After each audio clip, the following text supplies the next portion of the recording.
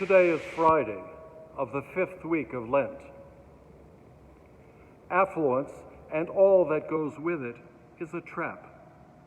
Enjoying all the things that give comfort and convenience to our lives, like health care, sufficient food, agreeable shelter, and rewarding work, can lull us into the expectation that our lives are supposed to be this way, that anything that disturbs our equanimity is somehow a violation of how things are supposed to be.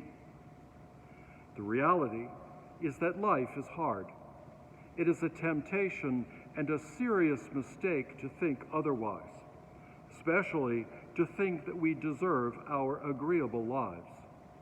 And not only that, but as Richard Rohr has pointed out, our lives are not about us. We're not that important. We are not in control, and we are going to die.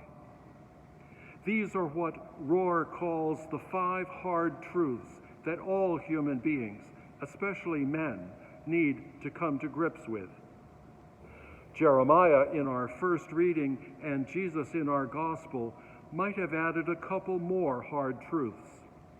Here is one.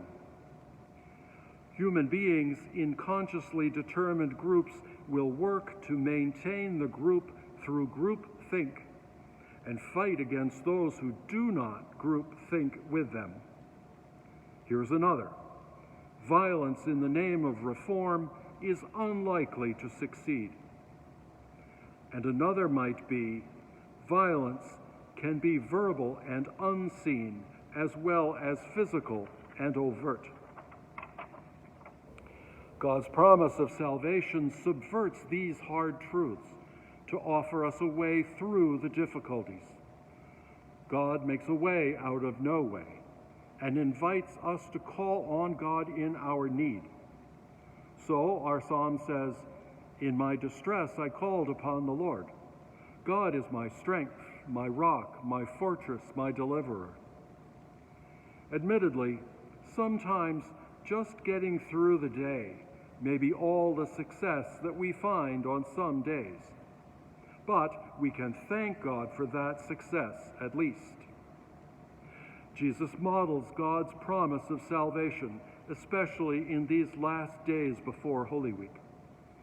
In today's gospel, we hear a portion of John chapter 8, in which Jesus is at his most vitriolic in confronting the religious elite.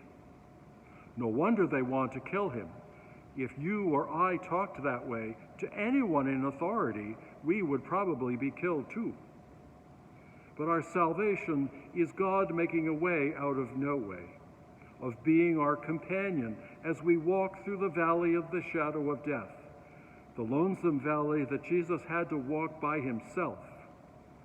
We all have our individual valleys, but we also have the Good Shepherd as our boon companion along the way.